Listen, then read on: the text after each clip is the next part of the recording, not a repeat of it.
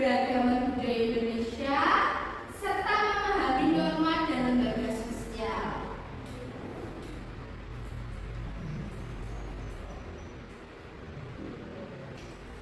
Apa sih itu kehidupan sosial? Jadi kehidupan sosial adalah kehidupan manusia sebagai makhluk sosial yang saling membutuhkan bantuan orang lain atau yang tidak bisa hidup secara individu. Jadi keterikatan antara satu orang dengan yang lainnya yang berhubungan dengan aktivitas individu dengan kelompok ataupun masyarakat.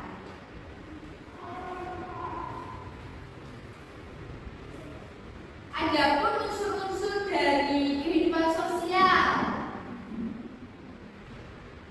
yang pertama itu individu atau kalian, diri kalian sendiri.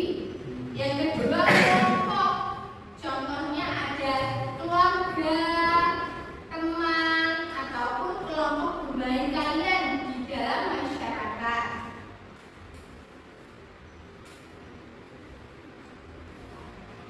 Nah, ada yang tahu mengapa manusia itu membutuhkan orang lain?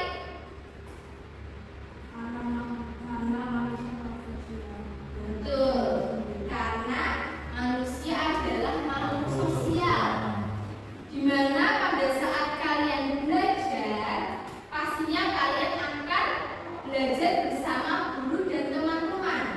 Tidak mungkin kalian belajar sendiri. Nah, kalian akan mendapatkan ilmu bersama dengan orang lain. Kalau bekerja pun, kalian juga tidak bisa bekerja secara individu. Nantinya kalian pasti akan dituntut untuk bekerja sama dengan rekan kerja atau rekan setim kalian. Dan juga pada saat berbelanja, tidak mungkin kalian bertransaksi sendiri tanpa adanya orang lain. Nah, maka dari itu, mengapa sih manusia membutuhkan orang lain? Karena manusia itu dalam kehidupan sehari-hari tidak bisa hidup sendiri, atau harus ada bantuan dari orang lain.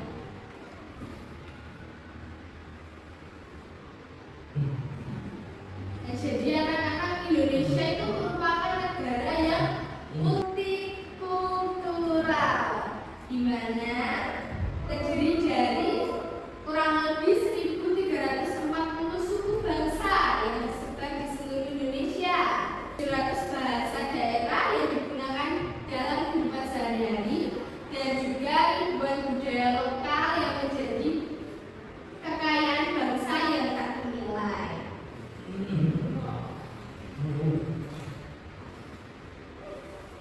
Nah, keberagaman suku bangsa pastinya dalam Indonesia itu tidak mungkin budayanya sama, pasti ada yang berbeda. Contohnya di Jawa ada yang namanya batik sama wayang, tapi belum tentu di Sunda ada wayang ataupun beragaman bahasa daerah. Kalau di Pulau Jawa bahasanya ada bahasa Jawa dan juga bahasa Sunda. Nah, tadi kan sudah keberagaman kebudayaan di Indonesia. Sekarang ada keberagaman agama di Indonesia. Agama di Indonesia ada berapa anak-anak? 6. Ada 6 apa saja? Islam, Kristen, Buddha, Konghucu, Katolik, Hindu. Jadi tadi agama di Indonesia betul ada 6. Ada Islam, Kristen, Katolik, Hindu, Buddha, sama Konghucu. Nah, pastinya dari ke-6 agama tersebut tempat ibadahnya juga berbeda-beda. Kalau Kristen ibadahnya di mana, anak-anak? Gereja. Kalau Muslim? Kalau Hindu? Pura. Kalau Buddha? Kalau Konghucu? Lenteng. Oke, semuanya sudah pinter-pinter, sudah hebat semuanya. Nah, karena adanya keberagaman Indonesia, maka kita sebagai makhluk sosial harus ada sikap saling toleransi atau menghargai perbedaan agama yang ada di sekitar kita. Apakah kalian di sini sudah melaksanakan toleransi?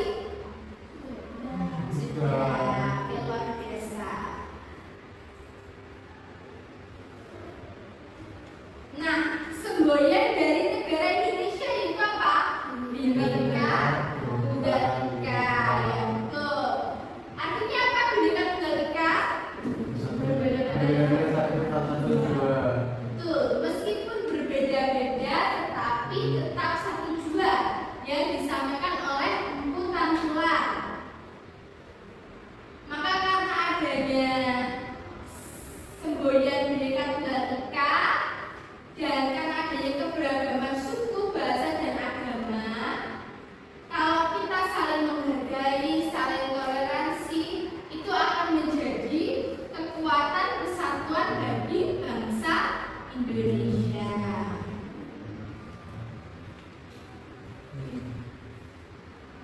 Sekarang kita masuk ke adat istiadat Nusantara. Nah, di Bali ada namanya upacara yang namanya ngaben atau pembakaran jenazah sebagai pelepasan roh. Kalau di Jawa namanya apa? Ada maulid Nabi sama sekaten. Ada juga warisan budaya yang harus terus dilestarikan. Kalau di Madura namanya apa? Karapan sapi. Dari Papua yaitu bakar batu, yaitu tradisi memasak bersama tanda syukur.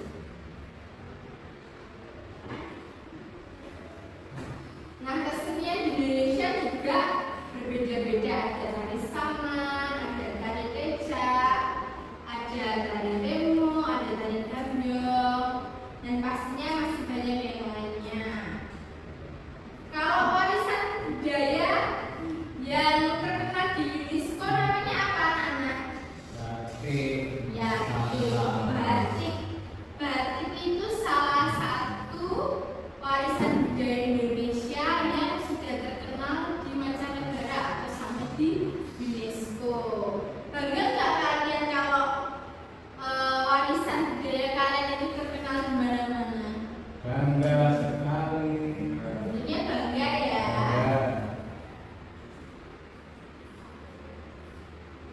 Dampak positifnya dari keberagaman budaya yaitu bisa memperkaya budaya bangsa karena adanya keberagaman tadi, menumbuhkan sikap toleransi, dan juga menarik wisatawan dari mancanegara. Nah, kita sebagai bangsa Indonesia harus menjaga persatuan dan kesatuan bangsa Indonesia dengan cara apa?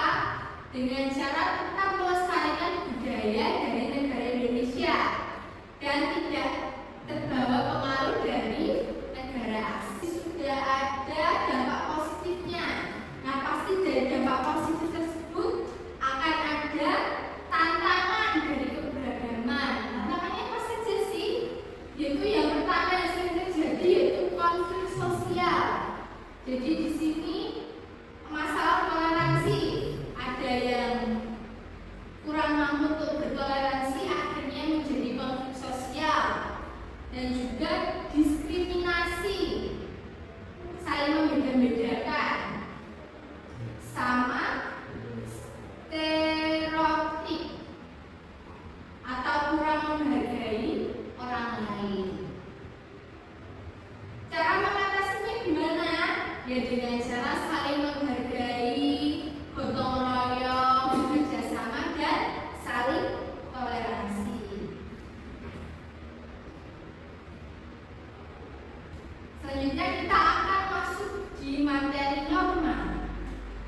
Norma itu adalah aturan atau kebiasaan yang mengatur perilaku masyarakat agar dapat hidup harmonis dan tertib bersama.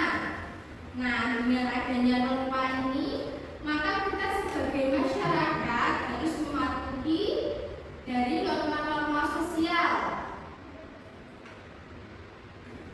Kalau norma ini dipatuhi, maka kehidupan sehari-hari akan berjalan dengan rukun dan juga tertib. Jadi tidak ada permusuhan atau permasalahan. Nah, fungsi dari norma sosial sendiri yaitu mengatur perilaku kita dalam hidup bermasyarakat dan juga menjaga ketertiban, harmoni dan keteraturan, serta menciptakan keamanan atau perlindungan dan keselamatan. Jenis norma apa saja? Ada norma agama, norma kesusilaan dan kesopanan, ada juga norma hukum. Nah, kalau norma agama yang harus kita lakukan yaitu beribadah sesuai dengan agama masing-masing.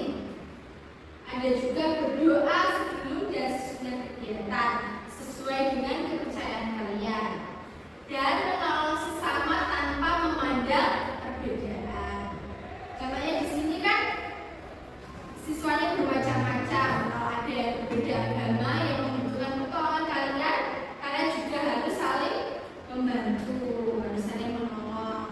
Tentunya di sini semuanya anak-anak sudah saling toleransi dan saling membantu ya. Dan juga norma kesusilaan yaitu jujur dalam berkata, contohnya tidak mencuri, tidak berbohong dan bertanggung jawab. Kalau norma kesopanan dalam kehidupan kalian sehari-hari yang bisa kalian lakukan itu yaitu mengucapkan salam pada saat masuk atau mau masuk ke rumah orang atau mau pergi kemana, mengucapkan salam atau berpamitan. Juga sopan santun dan menghormati orang tua, orang yang lebih tua dari kita. Dan juga pada saat kita mengantri makanan atau membeli sesuatu, kita harus antri dengan tertib. Nah, itu salah satu contoh dari norma kesopanan. Kalau norma hukum yang paling sering kita lakukan itu kan kita biasanya naik motor ya, bawa motor. Maka karena adanya norma hukum ini kita harus mematuhi lalu lintas, tidak mencuri, dan juga mematuhi aturan yang ada di sekolah. Kita juga akan belajar apa itu lembaga sosial. Jadi lembaga sosial adalah struktur dan aturan yang mengatur kehidupan sosial masyarakat agar berjalan dengan tertib dan harmonis. Lembaga sosial ini ada di lingkungan masyarakat, contohnya seperti keluarga, sekolah, maupun dalam lingkungan beragama. Jenis-jenis lembaga sosial, kalau di keluarga dan sekolah itu ada, kalau di sekolah ada pendidikan, kalau di lingkup keluarga ada kasih sayang dan juga ilmu pengetahuan, dan juga di agama dan ekonomi itu ada moral, spiritual, koperasi dan bank. Untuk di politik ada pemerintah, DPR dan aturan masyarakat.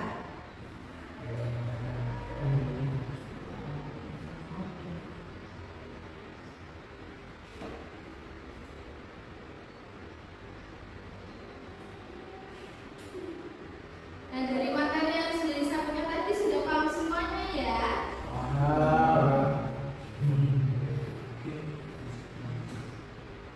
Nah, silahkan kalian berdiskusi tentang keragaman budaya yang ada di daerah kalian masing-masing atau di Pulau Jawa ini, dan contoh norma yang sudah diterapkan di dalam lingkungan sekitar kalian, dan juga peran lembaga sosial di lingkungan sekitar kalian itu apa saja. Sampai sini paham? Paham. Oke, silakan mulai dikerjakan.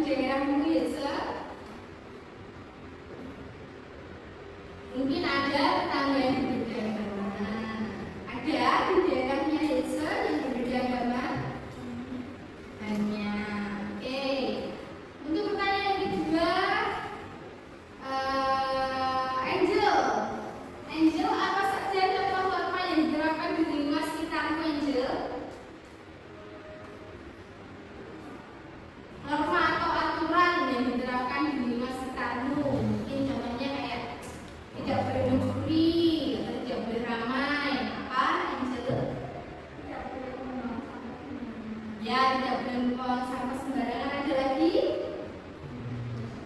Sudah, oke. Kita lanjutkan. Peran lembaga sosial di lingkungan sekitar kalian. Lembaga sosial contohnya apa saja? Ada dinas sosial, dinas pendidikan, LSM itu.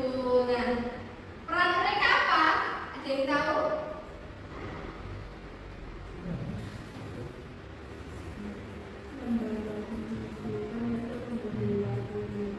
Ya, betul, lembaga pendidikan memberikan ilmu. Kalau lembaga sosial biasanya apa?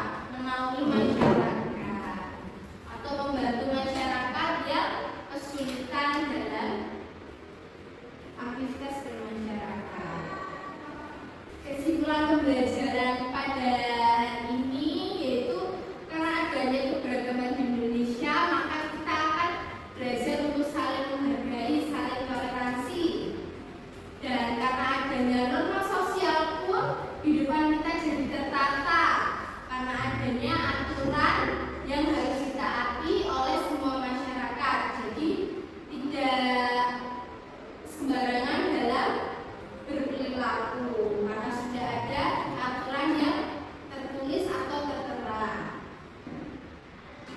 Dan juga tentunya dalam kehidupan kita sehari-hari peran keluarga itu sangat penting. Dan peran orang-orang di sekitar kita itu juga sangat penting. Karena apa? Karena tadi kita adalah sebagai makhluk sosial yang tidak bisa hidup secara individu, atau kita pastinya akan membutuhkan bantuan dari orang lain. Oke, sekian pembelajaran pada siang hari ini.